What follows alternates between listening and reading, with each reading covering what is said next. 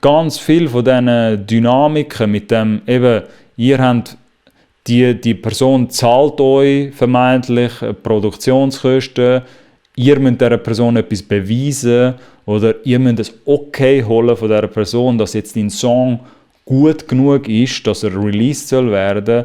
Ihr merkt, wie das viele von diesen Argumenten oder von diesen Punkten können halt sehr, sehr subjektiv sein.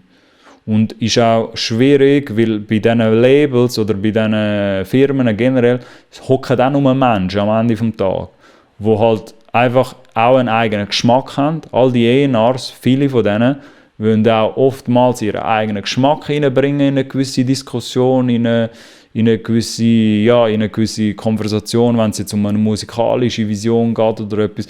Oder einfach gesagt, einfach auch ihren Stempel drauf tun, wo sie, jetzt könnte man sich darüber streiten, bis zu einem gewissen Punkt haben sie vielleicht auch eine Berechtigung, wenn sie das Geld zahlen, mit dem du ins Studio gehst, um die Songs zu machen. Könnte jetzt auch sein, dass sie sagen, sie wollen auch, du hast so einen A&R verwünscht, der halt so musikalische Inputs bringen will.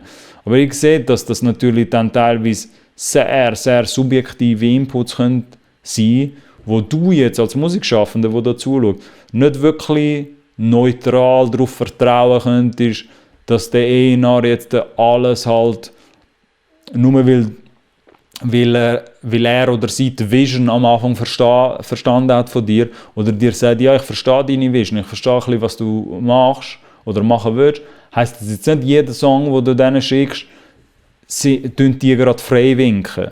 Und allein schon das, was ich jetzt da sage, einfach, dass ich ein bisschen aufpasst, weil das ist wirklich ernst, das ist kein Joke.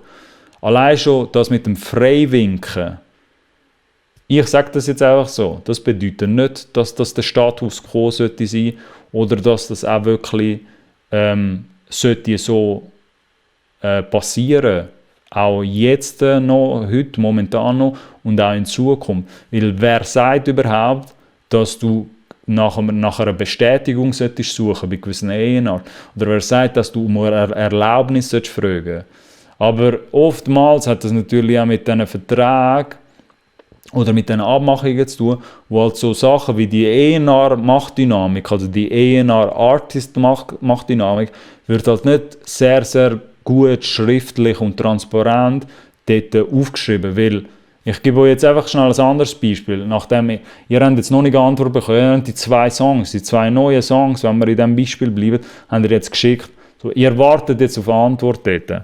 Die Antwort könnte vielleicht auch sein, hey, die sind nicht gut genug, geh nochmal ins Studio, da hast du nochmal 5000 Stutz oder da hast du nochmal irgendwie Summe X, geh nochmal ins Studio, geh noch geilere Songs machen. So, irgendwann könnte vielleicht, wie bei dem Punkt, bei der Person, die den Post gemacht hat, irgendwann kann dein Punkt kommen, wo du sagst, hey, aber ich will nicht mehr nochmal ins Studio, das sind jetzt die Songs und ich will die Songs releasen, was soll das, oder? Irgendwann kommt mir vielleicht das Gefühl über von, da versucht mich jemand zu blockieren. Es muss nicht, aber ich sage nur, so etwas kann passieren, vermeintlich. Es muss nicht eben.